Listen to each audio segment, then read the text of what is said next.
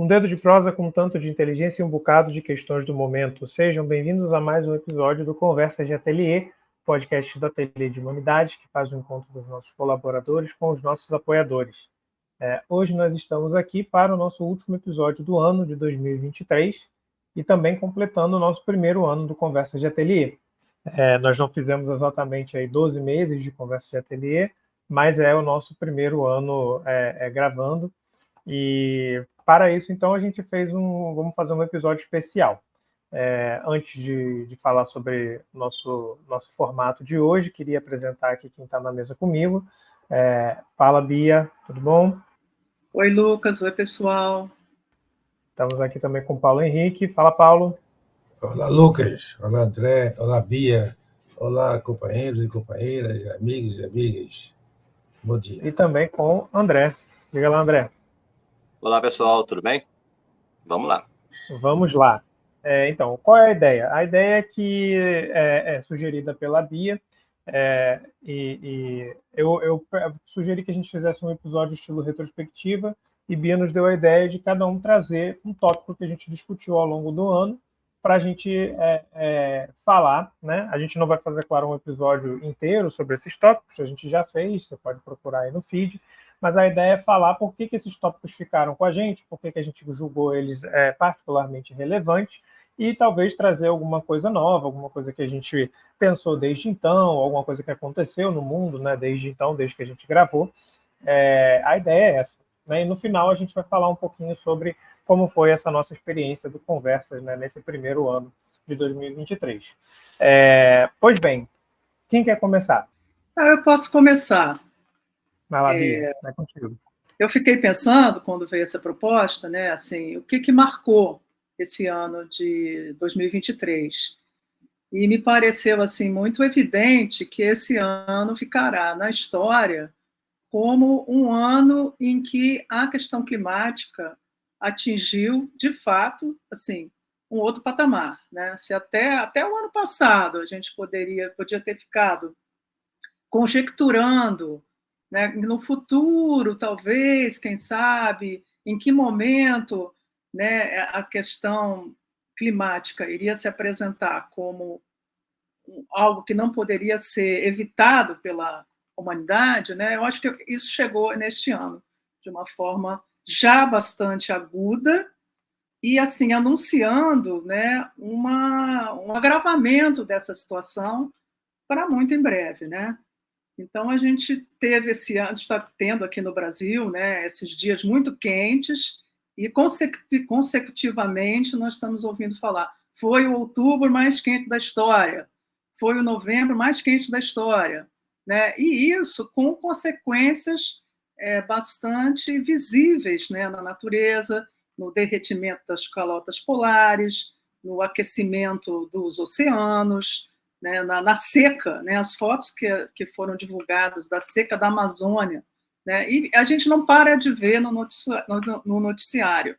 Isso é sem precedentes, né, em relação às coisas climáticas, e estamos agora, né, está sendo realizada a COP28, em que ainda, infelizmente, mais uma vez, ainda existe muita resistência, né, das lideranças mundiais em assumirem esse problema de frente, né? Então, estava agora mesmo lendo uma notícia em relação a combustíveis fósseis, que é preciso realmente que a humanidade encontre uma alternativa a combustíveis fósseis, porque eles são, né, um dos elementos aí que contribuem muito ativamente para a questão do aquecimento global, né? E temos visto aqui no Brasil, né, enchentes, né, em vários lugares, né? Agora mesmo foi Angra dos Reis mais uma vez, mas lá em Porto Alegre, que era uma coisa que uma notícia que não se via, né? O próprio Porto Alegre sendo inundada, né? E outras coisas assim. Então eu vejo assim que a humanidade está se confrontando com esse problema, está sendo obrigada a ver isso. E, infelizmente, ainda me parece que não só as lideranças, mas eu acho que a população ainda em geral, de uma maneira geral, é muito difícil para nós, né? Chegar e falar, olha, gente, todo esse modelo de vida que a gente tem vai ter que mudar, né? Assim, o mundo daqui a pouco não vai ser mais capaz de gerar tanta energia, né, para poder suportar todos os elementos aí, máquinas e carros e elevadores e caminhões e tudo que a gente depende, né? A nossa economia toda depende de uma grande circulação, né, de tudo, dos alimentos, das pessoas, né? E tudo isso, todo o nosso modelo teria que mudar, né? Então, nesse sentido, que eu pessoalmente me sinto assim muito instada a começar a prestar mais atenção e de poder talvez até atuar mais numa direção de pensar, e aí, então, quais são as alternativas, né? Porque existe no mundo também, isso é preciso olhar, embora a gente não tenha tanta notícia disso, mas existe no mundo muitas iniciativas, né, tanto conceituais como práticas, de como pensar e instituir, fazer novos modelos de desenvolvimento, novos modelos de sistemas energéticos, né? E pensar e tentar planejar uma outra vida na Terra. Mas, quer dizer, isso tudo parece também muito desafiador, né? Sem dúvida, muito desafiador. E fico pensando assim, em que nível de catástrofes climáticas ainda teremos que enfrentar para que haja realmente esse ponto de mudança, né? Essa mutação do nosso modelo civilizacional, né? Então, assim, foi esse o tema que tem mais me chamado a atenção como o tema que marca o ano de 2023, e esse é um tema que nós chegamos a abordar no Conversas há alguns meses atrás, e eu acho que de lá para cá a situação se agravou bastante, né? Em termos mundiais, e também aqui no Brasil a gente está podendo experienciar mesmo, né? Viver na pele o que isso significa, né? E é importante lembrar também assim o quanto que essa questão climática vai atingir diretamente na nossa agricultura, né? Na nossa alimentação, né? Então é algo que então assim o que acontece hoje tem efeitos assim exponenciais, né? Assim, o aquecimento que acontece hoje ele já vai derretendo lá calotas polares e fazendo secas e vai mudando toda a organização, né? A ecologia climática. Não sou dessa área, posso não ter os termos corretos para me expressar, mas vai mudando tudo, toda a configuração, e uma coisa vai atingindo a outra e vai fazendo com que isso, como uma bola de neve, né, o problema vá piorando muito rapidamente. Também não cansamos de ouvir pessoas, especialistas, falando, olha, isso que está acontecendo hoje estava previsto para acontecer daqui a 20 anos, e já está acontecendo hoje. Então, é algo que, na verdade, é aquela história, não temos controle, né? E o não termos controle é algo que assusta bastante, né? Então, essa, vamos dizer assim, a minha fala alarmante aí para começar o nosso Conversas, mas é o que está me marcando nesse ano de 2023. E também desejo Feliz Natal, né, Bia, também junto com essa fala. Um fim de ano tranquilo para todos, que o ano que vem, né, esteja um ano renovado, com muita esperança e tudo mais. Está um pouco difícil de falar isso. A gente falou sobre isso no episódio 11 do Conversas, né? É tarde demais para o planeta Terra, o nome do episódio. Em termos de interrogação, né? Não é uma afirmação. Mas Bia, realmente, essa é um tópico que tem ficado cada vez mais urgente, né? É curioso ver, né, quase uma dissonância cognitiva que a gente tem em termos de... Existe um grupo, é claro, de pessoas que já está falando disso em termos de urgência há décadas, né? Agora, 2023, a gente pode falar de uns 30 anos já, falando, não, é agora, tem que ser agora, se não mudar, não vai dar, enfim. Mas realmente demora para a gente conseguir sentir isso na pele, né? E uma vez sentindo, também tem o desafio de construir isso enquanto um problema de todo mundo, né? Como todo problema social, é sempre um desafio construí-lo enquanto problema coletivo, né? E acho que a gente está nessa fronteira, né, de maneira cada vez mais dramática, de entender em que medida isso é um problema de todo mundo, e também entender em que medida qual é a responsabilidade de quais atores, né? Porque a gente também não pode esquecer que a gente está falando de escalas de impacto muito diferentes, né? Por exemplo, qual é o impacto que uma pessoa que mora numa favela aqui no Rio de Janeiro tem sobre as crises climáticas? Pouquíssimo, né? Na verdade, essa pessoa mais sofre os impactos do que propriamente os produz, né? Mas também, em certa medida, todos nós estamos implicados nessas cadeias de interdependência que incluem a cadeia de produção, circulação de veículos e tudo mais, né? No sentido de que, uma vez essas coisas mudando, impactaria todos nós, né? De maneira bem direta. E aí é realmente um tópico muito, muito importante, né? Você falou sobre isso. Também um que não tem a ver com, não é uma mudança, digamos assim, natural, né? Nem nenhuma dessas é natural, que é o antropoceno, né? É causada pela humanidade, mas está no noticiário também agora o que está acontecendo com Maceió, que na verdade não é exatamente uma questão de crise climática, mas é um desastre ambiental, e é um desastre que está acontecendo há quase uma década, uns 6 anos que está se desenrolando, mas agora ganhou projeção nacional, por causa da exploração, né, da empresa Braskem, exploração do solo, do subsolo, de uma determinada área de Maceió, tem uma parte enorme do território que está afundando, que é inabitável e está afundando, né, para o mar. Um monte de gente deslocada, os negócios das pessoas, enfim, a vida toda das pessoas deslocada. Enfim, teve negociação, teve indenização, né, o que é o mínimo numa situação dessas, mas a gente se pergunta aí, né, o que coloca para mim é como se compensa isso, né? O ponto é esse, como é que a gente compensa ou substitui ou pensa numa outra forma de, enfim, diante da destruição do próprio ambiente, o que vem no lugar, né? Eu acho que esse é um negócio que se coloca em questão aí, né? Uma soma de dinheiro, assim, o que isso significa, né, diante de uma tragédia desse escopo, né?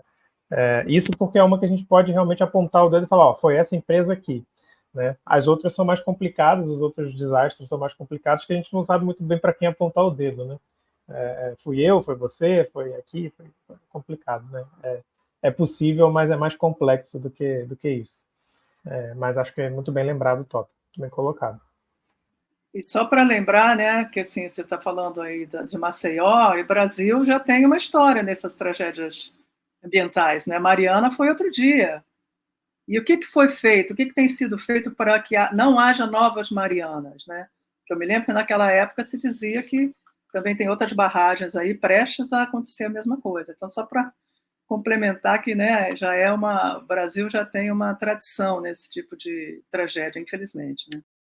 Esse caso de Maceió é interessante, que acaba sendo uma metáfora do que você falou, Lucas, porque o caso de Maceió é algo que, desde a década de 70, começou a explorar, já se falava que ia dar problema, a forma de tirar lá o salgema, se arrasta isso como uma querela, alguns dizendo que ia dar problema, outros que não, e a gente tem a percepção do problema muito porque é uma tragédia em câmera lenta, até ficar evidente que vai ter o colapso, só não sabe como, o quando, e está aí, né? O colapso de algumas minas, e na verdade são dezenas de minas. Então, isso é um problema que vai ser um problema durante muito tempo.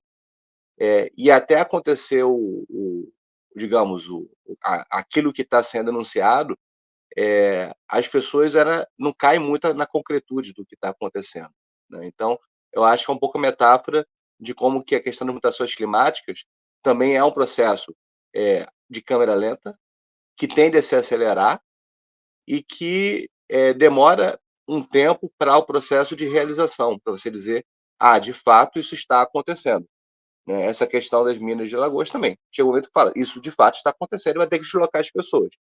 Então, até mesmo a iniciativa de deslocar 60 mil moradores, imagine o nível de impacto sobre uma cidade, sobre a vida das pessoas, ela se deu porque estava muito concreto o problema que estava a acontecer. Na questão das crises, da crise climática, né, de todos os desregramentos climáticos que estão acontecendo, também tem essa dificuldade de acontecer a realização. A gente vai conversar sobre isso. Só que tem uma dificuldade maior. Você não tem como fazer uma mudança de base civilizacional tão rápida assim. Você pode fazer minimização de problemas, mas não uma grande mudança de matriz econômica muito rápida. E eu acho que é a grande dificuldade que a gente tem hoje em dia, de como é que você consegue, mesmo com a concretude dos problemas, fazer as mudanças que são necessárias. Eu acho que é o grande desafio.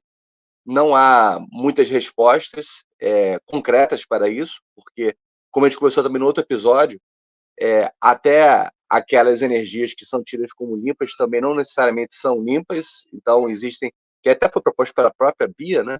A questão da energia eólica. Então, qualquer decisão do ponto de vista de minimização de danos ambientais gera danos ambientais e também problemas no âmbito econômico, né? Então, eu acho que a gente não tem respostas prontas a dar, e estamos, infelizmente, num caminho muito experimental diante de uma situação que exigia respostas rápidas, né? Eu lembro do Latour falando que a gente está numa situação de guerra, só que não tem uma emergência de guerra, né? Eu acho que realmente foi interessante a Bia ter falado que 2023 parece ser aquele ano que a coisa começa a se realizar para a maioria das pessoas, né?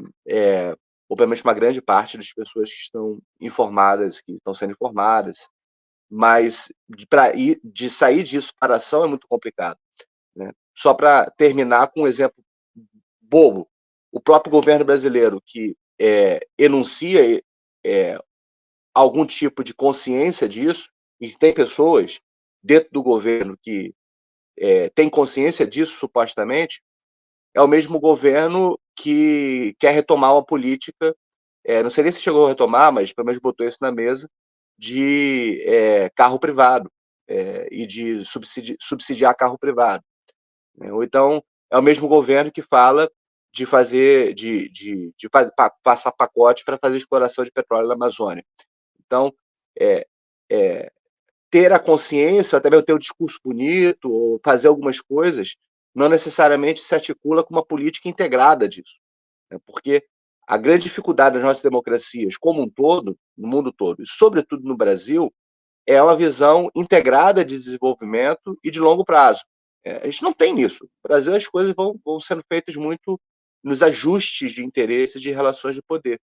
É bem o exemplo disso. Você, ao mesmo tempo, fala de política de carbono, ou faz discurso na ONU sobre a crise climática e toma iniciativas completamente contrárias a isso. Como é que você lida com isso no âmbito de um mundo que tem 200 países soberanos, cada um fazendo suas decisões em função de políticas locais? É muito complexo, é muito difícil de você lidar com isso politicamente, e também em termos de relações de poder. Pega, mais uma vez, a política de carbono, tenta passar um projeto em que tira a agroindústria das responsabilidades relacionadas à política de carbono, redução de carbono.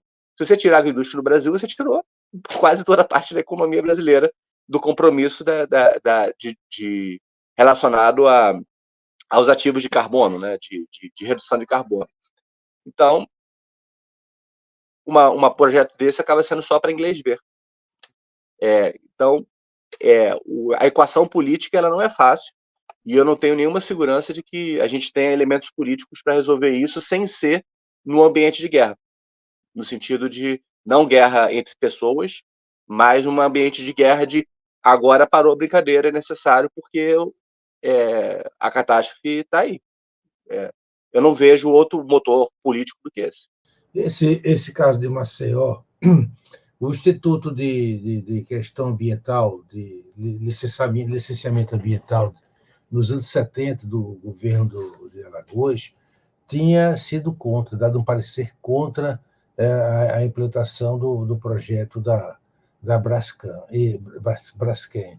E o governador, que tinha sido eleito pelo regime militar, ele tomou a decisão arbitrária de aprovar a aprovar o empreendimento, mesmo contra o parecer negativo do órgão de vigilância ambiental. Isso é algo recorrente no Brasil, assim, de que os órgãos de vigilância ambiental, a gente vê com o IBAMA, a gente vê com vários órgãos que têm uma posição contrária e fundada em critérios científicos, e os governantes tomam decisões que não levam em conta a questão da ética e da questão do bem-estar da população e da preservação da natureza. Então, há um problema da organização do poder como sistema de dominação que segue uma lógica própria, segundo os interesses das forças em jogo, que, de fato, vão contra a questão ambiental, como se houvesse uma cegueira política no sistema político, uma cegueira política devido a uma lógica utilitária, um pouco imediatista, que não dá conta das questões mais amplas, éticas, que nós estamos conversando aqui, que as ciências sociais falam e os ambientalistas falam. E a superação disso é, de fato, extremamente complicado. Então, foi lançado um livro agora, inclusive, da empresa do Obama, que está já na Netflix, eu assisti ontem, chamado O Mundo Depois de Nós. É um livro, é uma película a partir de um livro sobre o tema O Mundo Depois de Nós, no qual o Obama participou. É interessante que o Obama, presidente da República, participou diretamente da produção do filme. Não vou avançar muitas coisas, porque aconselho que todos assistam, mas é interessante como a inteligência artificial se autonomiza com relação à questão das decisões políticas, da sociedade, da democracia, do convívio democrático, da segurança dos norte-americanos em geral. Os americanos se sentem muito seguros com relação a qualquer problema de desastre ambiental ou de guerra fora do controle. E o filme vai um pouco avançando por aí, como a inteligência artificial sai do controle a partir de uma guerra cibernética dos Estados Unidos com potência Iraque, e isso vai atingir o próprio território norte-americano e gerar destruição dos Estados Unidos. Estou falando de um filme de ciência ficção financiado pelo Obama e do qual ele interfere diretamente no roteiro do filme. Entendeu? O próprio cara, que é o presidente da República dos Estados Unidos, ele passa uma mensagem, um discurso sobre o perigo da autonomização da inteligência artificial, nesse momento, que escapando, inclusive, do controle dos próprios dirigentes políticos, que já viam no seu cinismo político, gerando essa situação catastrófica da crise planetária. Então, vale a pena ver o filme desse drama que estamos conversando aqui, porque não é ninguém menos do que um ex-presidente dos Estados Unidos que financiou esse episódio. Pois é, muita coisa boa, muita coisa nova aí que a gente pode trazer. Mas como o nosso tempo é limitado, vamos para o nosso próximo tópico. Bom, eu queria também trazer um tema aqui que eu acho que converge com o que vocês estão colocando. Assim. Para que servem as ciências sociais agora? Para que servem as ciências sociais agora? Se os sistemas de poder, os estados nacionais, as grandes empresas transnacionais, que inclusive têm seus próprios departamentos de inovação científica, devemos dizer isso, né? Até o Brasil tem um mérito, porque aí tem uma Embrapa, por exemplo, uma Embrapa, empresa de pesquisa agropecuária, tem mais de 2.000 pesquisadores, vários deles são considerados referências internacionais no mundo, muitos deles são referências internacionais no mundo. Ainda tem essas estruturas de um poder mais público-privado, público, que contribui para o desenvolvimento científico, mas, em geral, nós temos hoje as grandes empresas privadas que fazem desenvolvimento de tecnologias de ponta, né? E aí, para que servem as ciências sociais? Porque, bem, em princípio, as ciências sociais têm um papel normativo, de um pouco de orientar exatamente o desenvolvimento da pesquisa científica, de orientar a aplicação do conhecimento científico, de orientar a formação das elites dirigentes, de orientar a formação, a cidadania das classes médias e populares. Há uma dimensão normativa extremamente nobre, muito nobre, que teve seu impacto no século XIX e século XX, mas que parece que está um pouco à deriva no século XXI.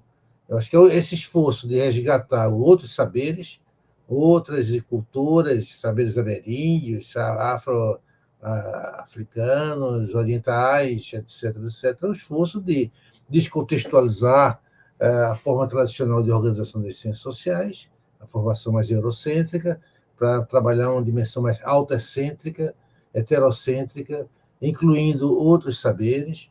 Mas a questão básica é que, além da dimensão normativa das ciências sociais, de orientar a organização do mundo, a racionalização do mundo, havia um pouco essa crença na ideia de um progresso racional do mundo. E eu acho que isso também está em xeque nesse momento. Então, parece que as premissas tradicionais de organização das ciências sociais, com vistas à racionalização do mundo, através de associação da ética com a ciência, a organização de um mundo que ciência e ética contribuísse para o espécie de uma laicização geral do mundo global, industrialista, urbanista. De repente está tudo muito em xeque, né? E nós estamos um pouco assim navegando dentro de saber como repensar a questão da normatividade das ciências sociais e como repensar, em particular, o tema da emancipação.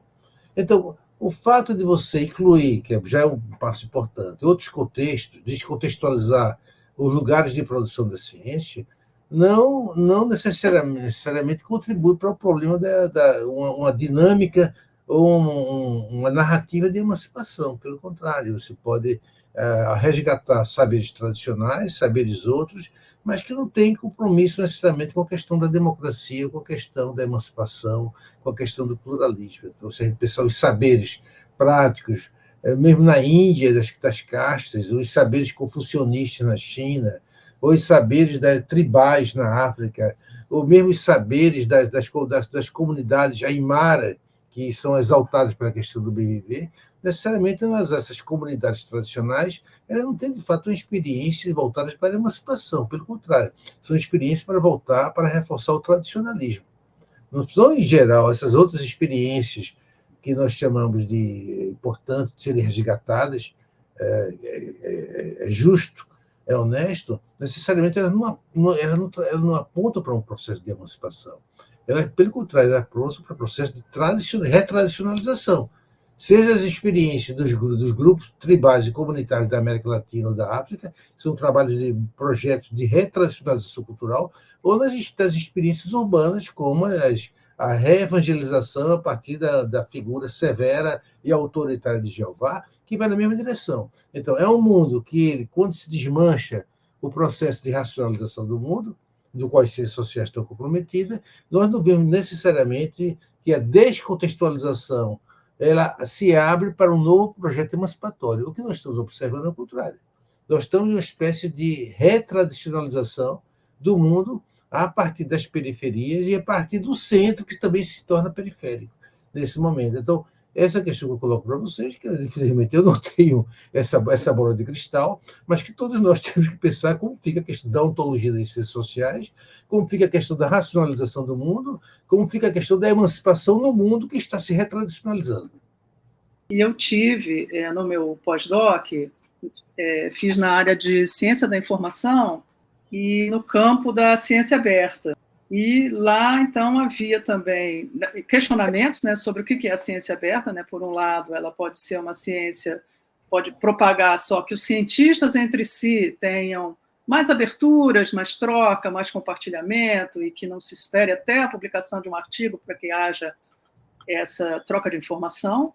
Mas também existe uma outra vertente da ciência aberta, que defende que outros atores cognitivos possam fazer parte da construção da ciência, né?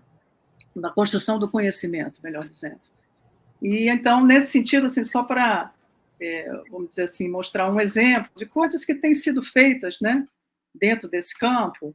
Por exemplo, existem os laboratórios cidadãos, né? Vamos dizer assim, seria uma metodologia para incluir esses outros saberes, mas dentro de uma proposta, né, na qual esses atores, o cientista, o cidadão, aquele que vem com um outro saber, possam ter um pé de igualdade nessa troca, mas que esse conjunto seja norteado, na verdade, né, por uma metodologia de base científica que, vamos dizer assim, tenha em vista a democracia, a emancipação e tal. Então, vamos dizer, são experiências que estão sendo realizadas aí. A Espanha tem bastante protagonismo nisso, né?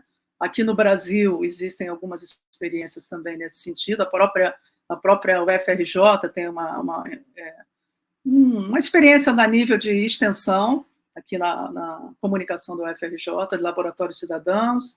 Existe aqui no interior do estado do Rio de Janeiro a Silo, Arte e Tecnologia, que faz também diversas chamadas e que tem diversas... é patrocinada pela Fundação Ford, pela Serra Pilheira, tem, enfim, uma boa estrutura, né? Mas que é norteada nesse sentido aí de tentar agregar, né, o conhecimento científico com outros saberes para a construção do conhecimento, né?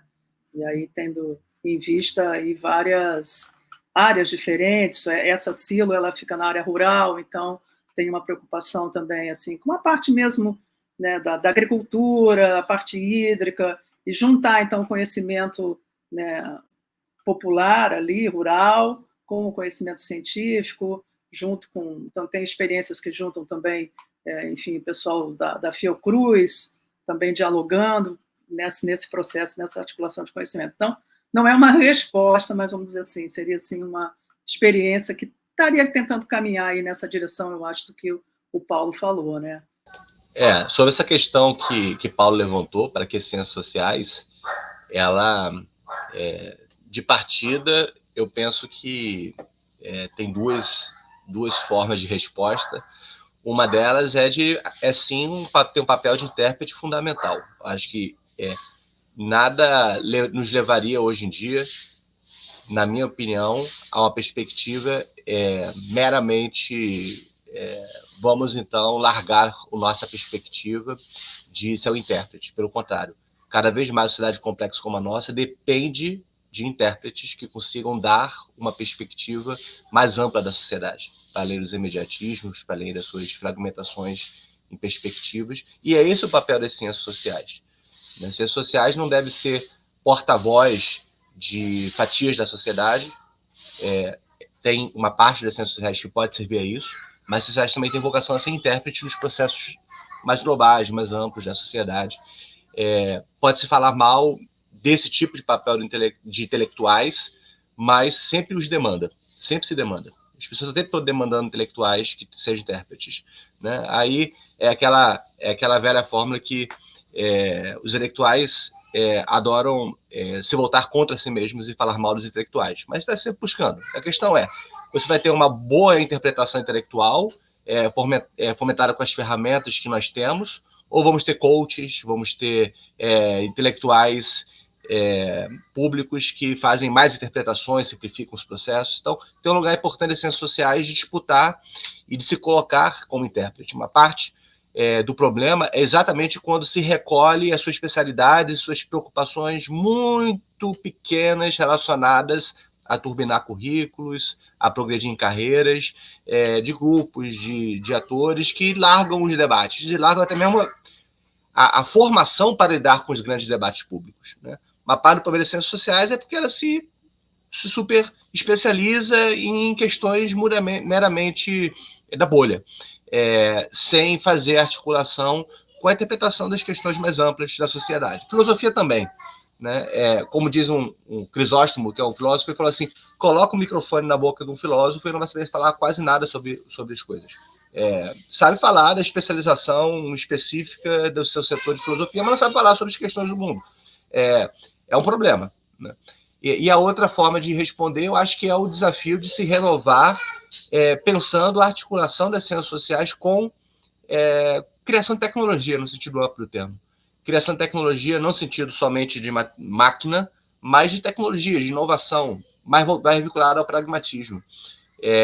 A essa articulação do conhecimento com uma dimensão aplicada dos saberes dentro de laboratórios. Eu acho que laboratórios, no sentido amplo do termo também, eu acho que quando as ciências sociais ela se vê como engajada na prática, se coloca muito do ponto de vista da sua ciência social militante. Há um caminho para isso, sim, mas a dimensão da pragmática, de solução de problemas. Eu acho que muito pouco se faz na nossa área a respeito disso.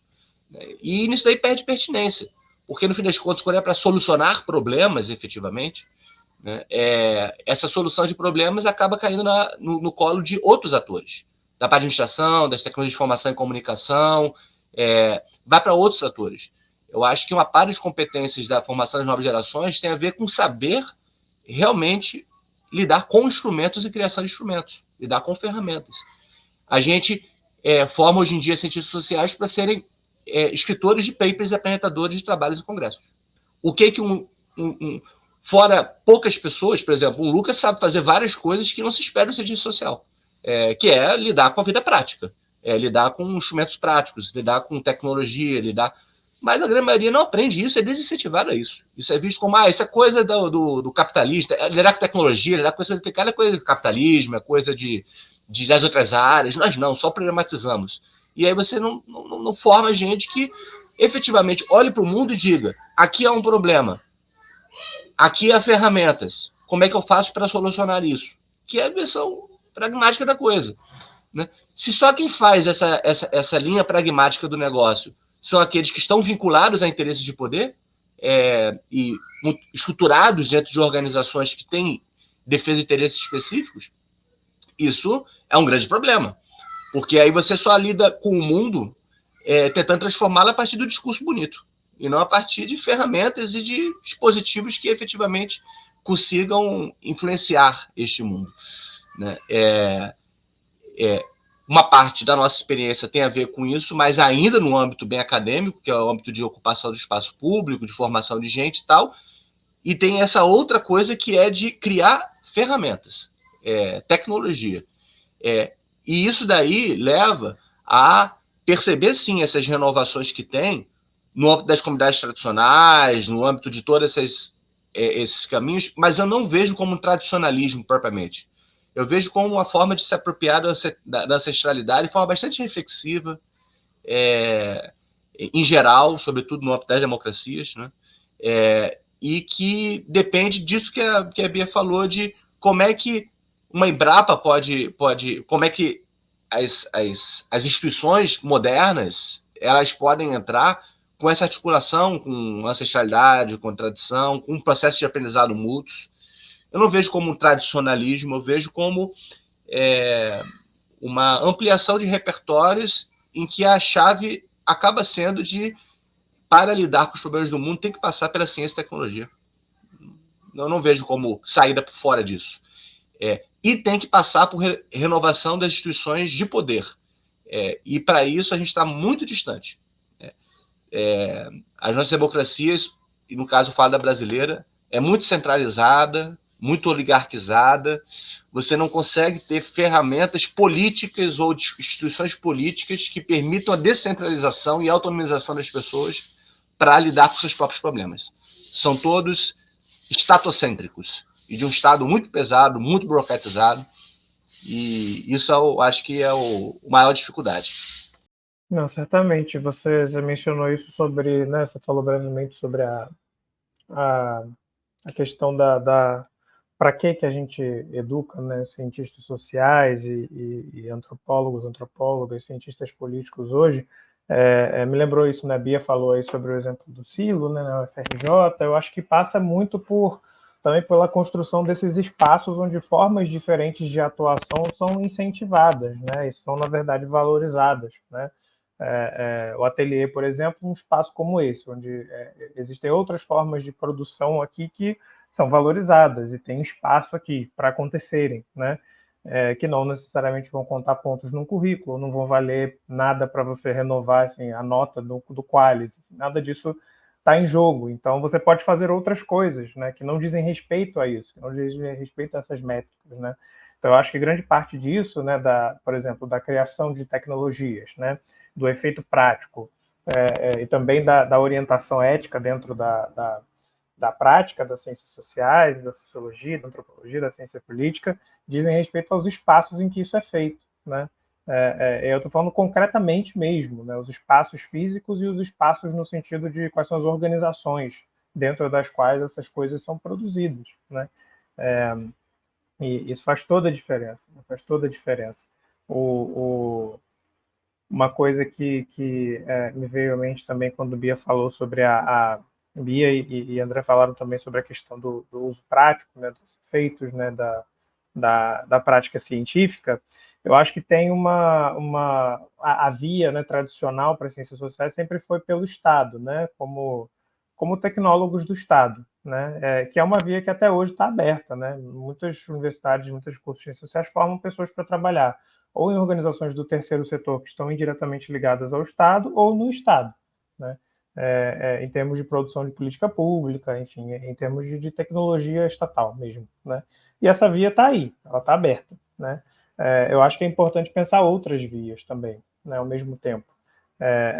E também não deixar de pensar também no valor da ciência social enquanto conhecimento, né? Qual é o valor de você conhecer a vida dessa forma, né? Conhecer a humanidade por essa lente, né? Acho que isso também é uma reflexão a ser feita, talvez uma reflexão muito sei lá, muito fechada, né, dentro das próprias ciências sociais, mas eu acho que mesmo assim urgente, né, no sentido de pensar, afinal de contas, qual é o propósito, né, como o Paulo levantou. Qual o propósito disso que a gente está fazendo? Para quê? Né? Por que esse conhecimento é diferente de outros conhecimentos? Né?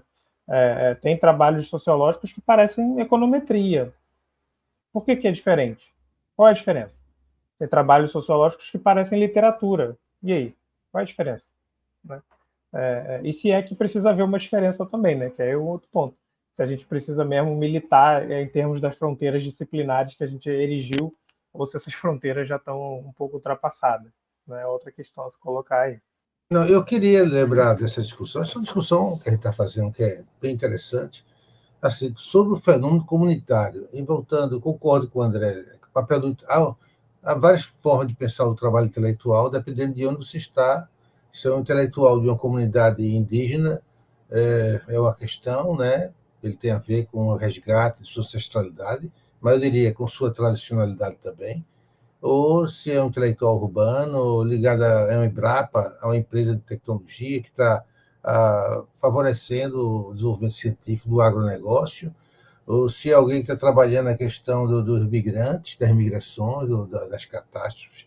Eu acho que tem várias formas de exceções, eu concordo com a ideia do intelectual como tradutor. Acho, aliás, um dos melhores livros do Bauman, eu acho que é essa questão do intelectual como intérprete da cultura.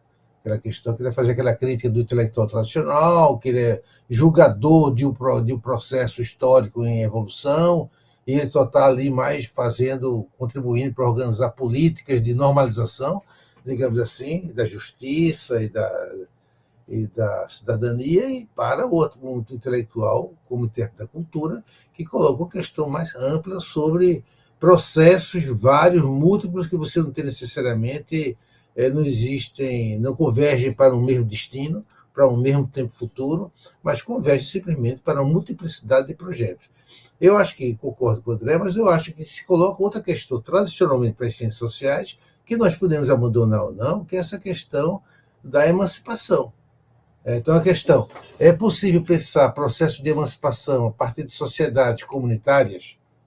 Essa é uma questão real. A gente parte do princípio que a ideia de democracia ela está ligada à sociedade da individuação, mas tem grupos sociais de base comunitária, no campo das religiões pentecostais, no campo das comunidades indígenas, que necessariamente eles não têm interesse na questão da promoção de uma vida democrática, no sentido de construção da cidadania, de direitos, reivindicando a palavra ágora, onde todos trabalhamos na participação e a diversificação, etc. Não existe. Então, eu pergunto como é que fica, então, o papel do intelectual, se ele fica apenas como intérprete da cultura e abre mão da questão de qualquer sonho ou utopia emancipatória voltada para a questão da democracia, e ele fica apenas no papel de intérprete da cultura.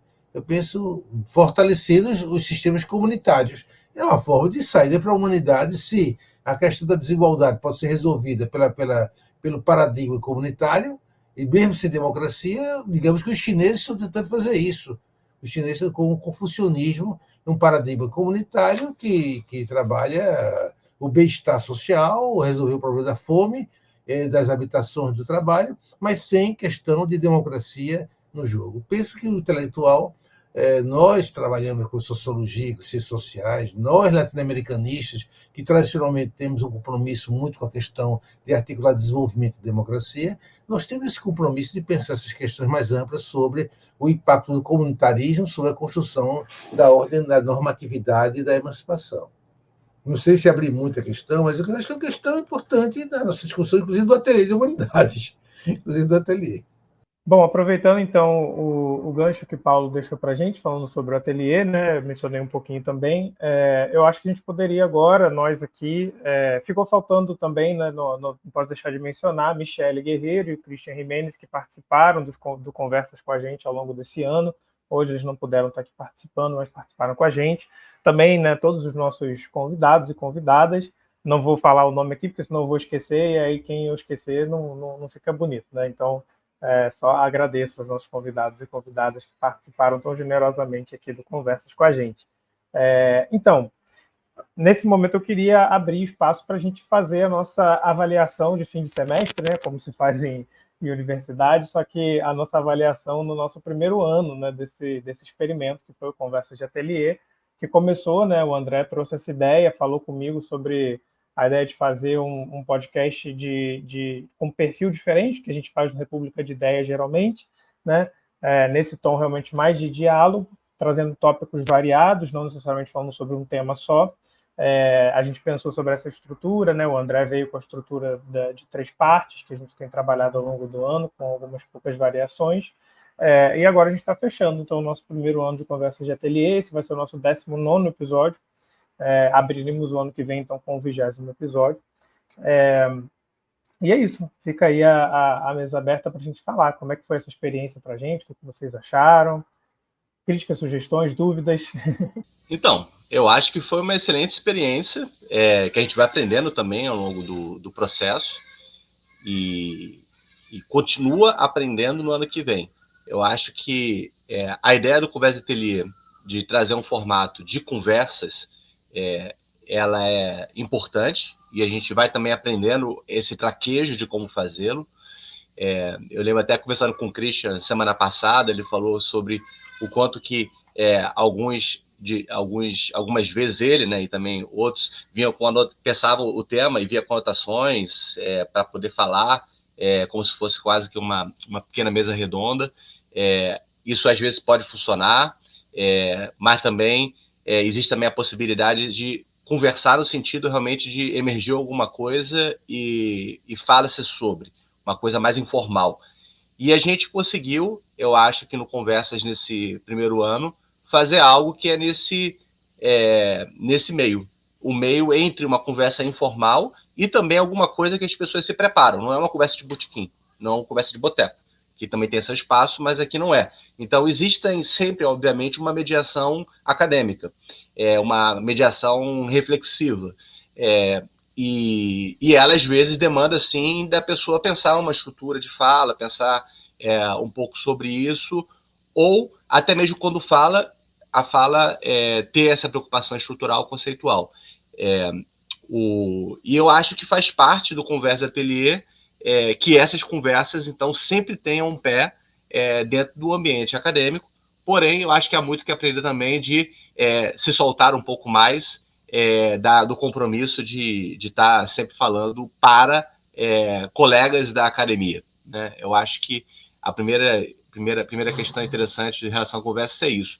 A segunda é um desafio que é próprio do mundo digital, que é a dificuldade que se tem de você decidir para quem você vai estar fazendo o Conversas do ponto de vista de se você restringe o público somente ao Ateliê de Humanidades, ao Ateliê Clube, ou se você disponibiliza publicamente. É uma coisa que o Lucas e eu sempre conversamos a respeito, que é o desafio hoje em dia do mundo digital. No mundo digital existe uma cultura da gratuidade. Logo, é comum que você disponibilize tudo gratuitamente. Por outro lado, você precisa também ter algo que esteja associado ao interesse de pessoas que estão financiando a iniciativa, que é o Ateliê Clube. E isso faz com que o Conversas também seja orientado para as pessoas do Ateliê Clube. E como tudo no mundo digital, hoje em dia, existe sempre o desafio entre você buscar o maior público possível gratuitamente, e você não tem os meios de se financiar diretamente disso, e às vezes nem indiretamente, ou de você fechar no público e diminuir muito o seu público, que é o público que é pago. É uma questão operacional que é muito interessante, que tem a ver com o desenho da instituição Ateliê, que é alguma coisa que outras instituições que lidam com o meio digital têm dificuldade, né? Como que você pode fornecer um serviço público e, ao mesmo tempo, se financiar a partir desse serviço ao público, né? Existem meios de se fazer isso, tradicionais, que é o modelo de ser bancado por patrocinadores, só que o Ateliê evita esse tipo de coisa, que tem a ver também com o desafio das instituições hoje em dia, que se você é bancado por patrocinadores, você é bancado de alguma forma por money e poder, seja patrocinadores institucionais de Estado, seja patrocinadores privados. E isso também pode te engessar, seja em ficar lidando com editais, seja de ficar lidando com bloqueios relacionados ao que você pode falar ou não, porque existem patrocinadores, seja também, em última instância, de aquilo que você fala ficar sendo modulado em função de o máximo impacto possível. E aí você começa a ter que sensacionalizar aquilo que você diz para chegar ao máximo possível de gente, porque o patrocinador demanda o máximo de impacto, né? Então, o desenho do patrocínio ou do patronato, ele envolve certos tipos de bloqueios para um modelo de uma livre conversa em que pode se falar de tudo. E o nosso caminho via Ateliê Clube, tateando. O Ateliê Clube ele se desenvolveu bem ao longo do ano, financia uma parte das atividades do Ateliê, na parte de contratação de serviços, não toda ela, e o desafio é como ir fazendo, então, ampliando o Ateliê Clube junto com o Conversas sendo o mais importante, talvez, de fazer a gente chegar, fazer o Ateliê Clube chegar em mais pessoas, né? Porque, no fim das contas, é acessível a qualquer um, é um programa de qualidade, a questão é esse programa de qualidade ser conhecido e, ao mesmo tempo, as pessoas, a partir desse programa de qualidade, também se interessarem em apoiar o Ateliê de Humanidades enquanto instituição. É uma equação aí que tem a ver mais com o lugar do Conversa Ateliê dentro da instituição, e não tanto o que a gente conversou. Sobre o que a gente conversou é só alegria. A gente sai empolgado aí depois das conversas, percebendo o quanto que é rico estar somente conversando sobre temas relevantes para todos nós. Então, eu pensei em falar assim de um ponto de vista até mais pessoal, né? De como é que tem sido para mim participar do Ateliê, do Conversas de Ateliê. Então, nesse sentido, assim, tem sido uma experiência assim, muito interessante, né? Que eu tenho aprendido muito. E eu, como acho que todo mundo já sabe, né? Então, eu sou da área de comunicação, tenho formação em jornalismo, e estou aqui conversando com o pessoal, com sociólogos, né, das ciências sociais. Então, tem todo um campo aí do conhecimento que eu vou aprendendo muita coisa com vocês e assim, dentro dessa linha, não exatamente de saberes tradicionais, né, mas de troca de conhecimento, né, assim, que eu tenho um outro olhar e eu venho de outros estudos, então é interessante ver como é que a gente vai conseguindo construir, né, um diálogo e trocas, e assim, do meu ponto de vista, me enriquece muito. Eu espero que a minha participação também possa, de alguma maneira, enriquecer aí as conversas, trazendo outros pontos de vista, né? Então, para mim, tem sido assim, sempre muito bacana, muito interessante poder ter esses diálogos e, como o André falou, né, sempre dá aquela sensação de ter tido uma boa conversa, né, uma sensação boa no final, né? E aí, assim, tendo em vista assim, o que o André falou, né, como eu sou da comunicação, então também quero deixar esse meu depoimento, que eu acho que o Conversa de Ateliê é muito bem produzido, né? São pessoas que não são da área de comunicação, mas que procuram fazer uma coisa que está dentro de um bom padrão de podcast, né? Tem toda uma boa estrutura pensada, né, dos 3 momentos, da apresentação, de vários detalhes de cuidado na produção que dão, né, uma qualidade ao produto, que é muito legal.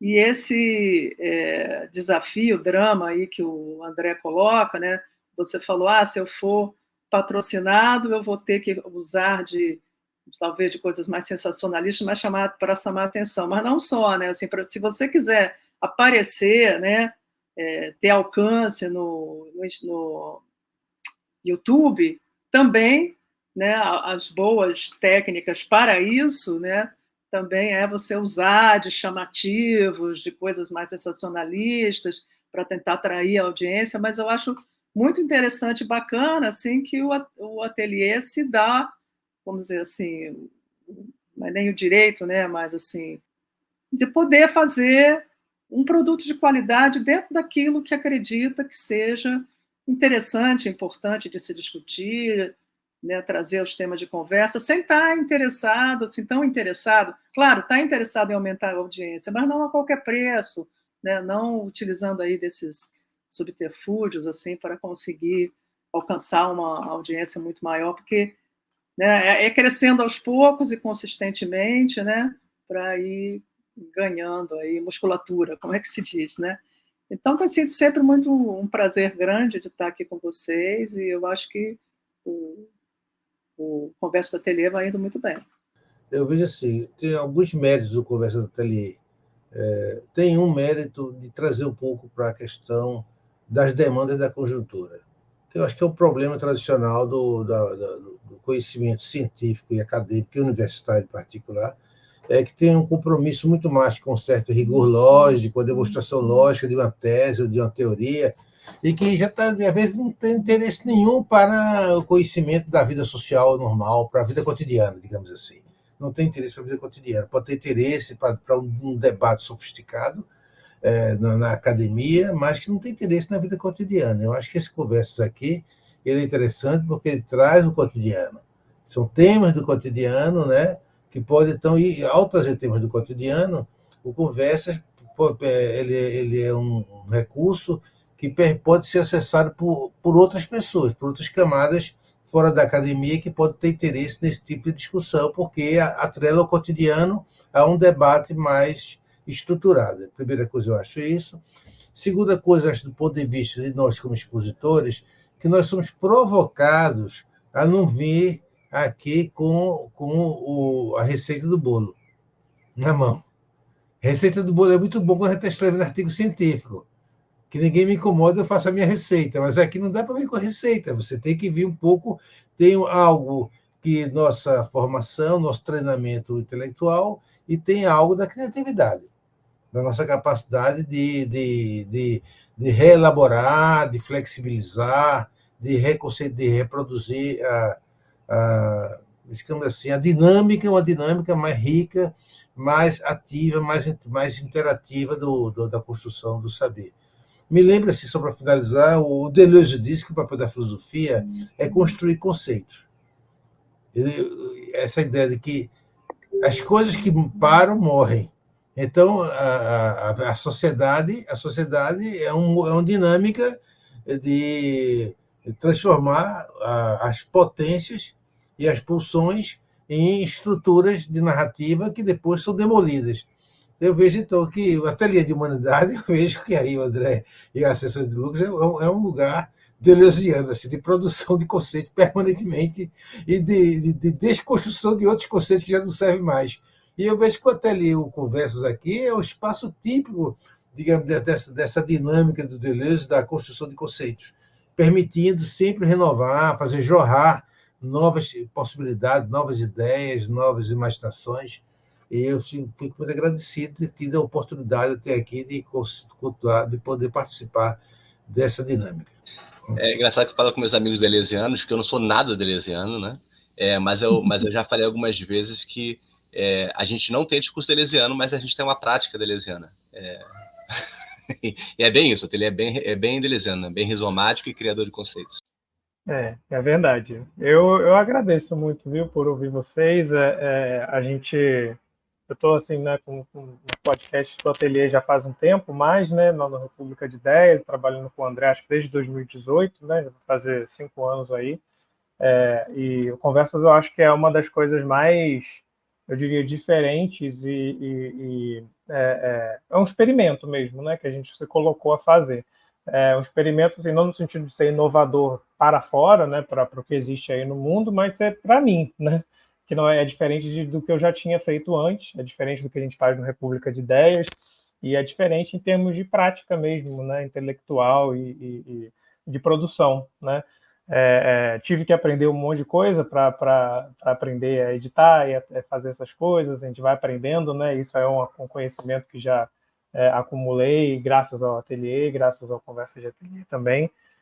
E faço coro também com o Paulo nessa experiência muito enriquecedora de ser exposto a coisas que não são do meu dia a dia profissional, temas, questões, ideias, e diante disso está aqui na saia justa de ter que responder, né?